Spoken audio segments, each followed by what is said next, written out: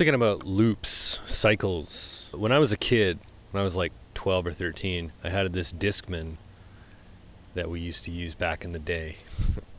And if you were there, you know these things skip. They're really bad for that.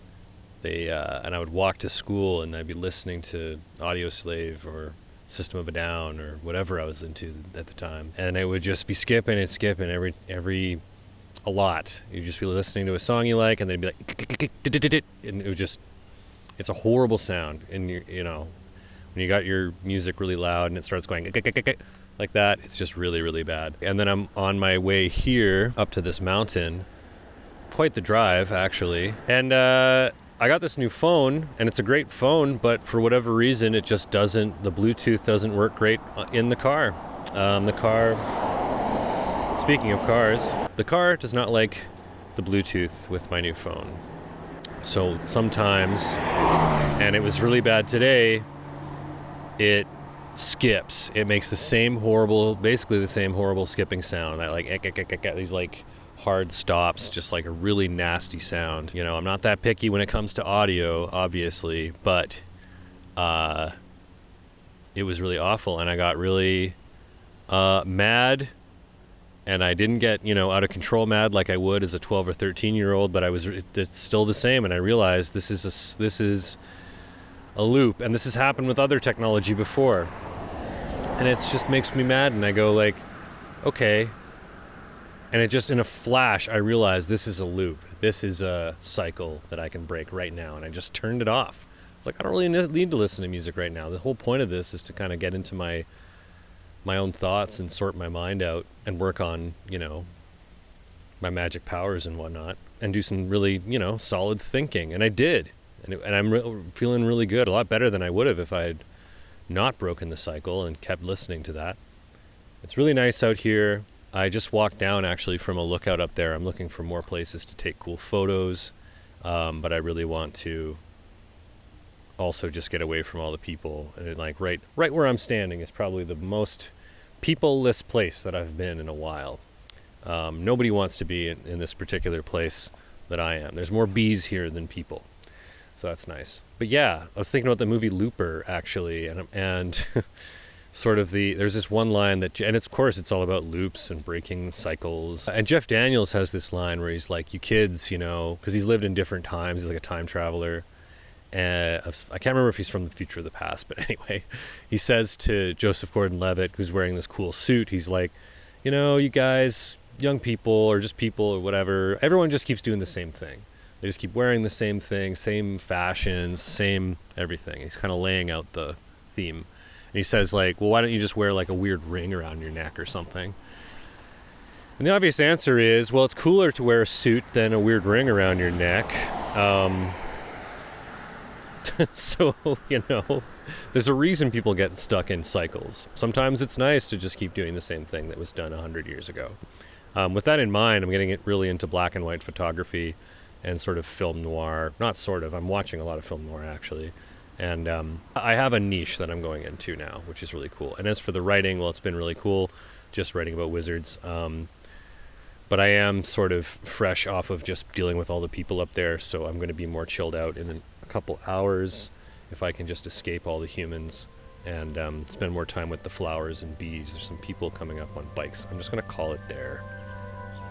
And hopefully I'm wiser at the end of the, stay here.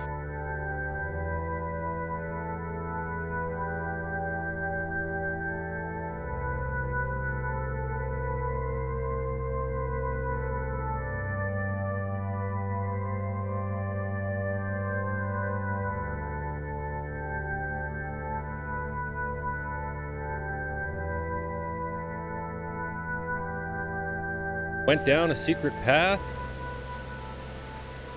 Nobody here. It's right off the highway and nobody's here. And I found some properties, huge fences around them, so there was no way of accidentally getting onto them, and that's awesome. Found just this sweet trail. There's this river going through. You actually go up the trail this way and you can go parallel to the river, which is really fun. Or creek or whatever you want to call this, but it's pretty dope. I don't know if you can hear it.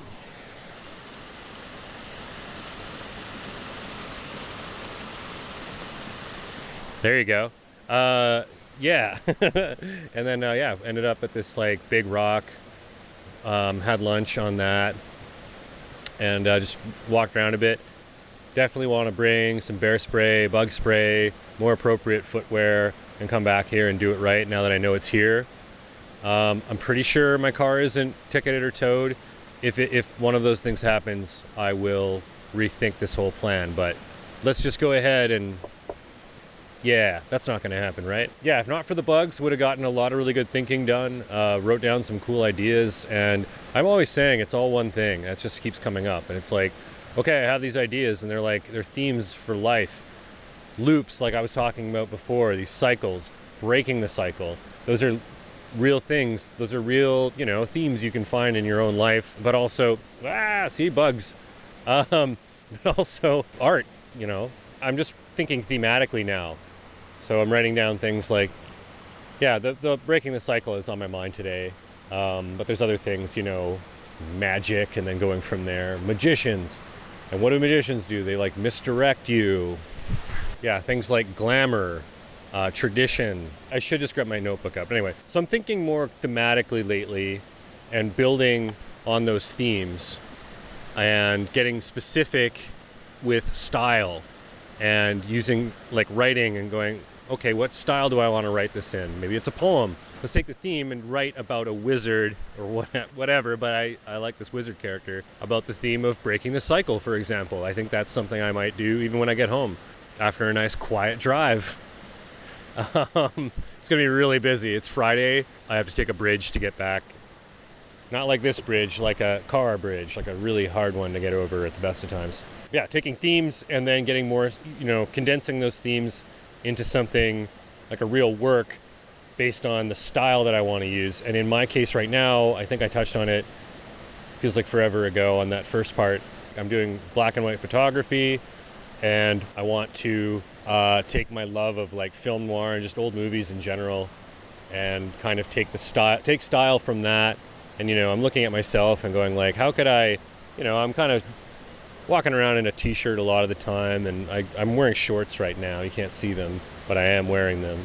And what if that was a suit? Maybe not out here, but what if it was something nicer? What if I just took it more seriously? And I have been shopping a lot, there's something trying to get through that's hey, artists need to have style and in their art, but also themselves. I think if you see a bum looking guy, maybe he can pull off the whole eccentric artist thing, but I think if you can't come up with some kind of style for yourself, it's all one thing. So how's your art going to have any style, right? Even George R. R. Martin, who's a fat slob, he has a style. To the point where I have a neighbor, oh man, it feels mean, but I have a neighbor, it's really mean. I have a neighbor that looks like George R. R. Martin, and it's not just his face, it's his glasses and his hat and his clothes. He looks he's styled the same way. He's a nice guy. He's got a cool dog. But then I look at myself and I'm kind of is this really, have I put that much effort and that much thought into the style in terms of how I style myself? And I think of times where, have you ever been to a wedding and you, my battery's running out. Have you ever been to a wedding and you had to wear something really nice and you felt different because you were wearing something nice and you were in a really nice place and you felt like you were a different person? Or maybe you go on vacation, the same thing happens, and you come home and you're you. Anyway, I had to cut it short here. Think about that.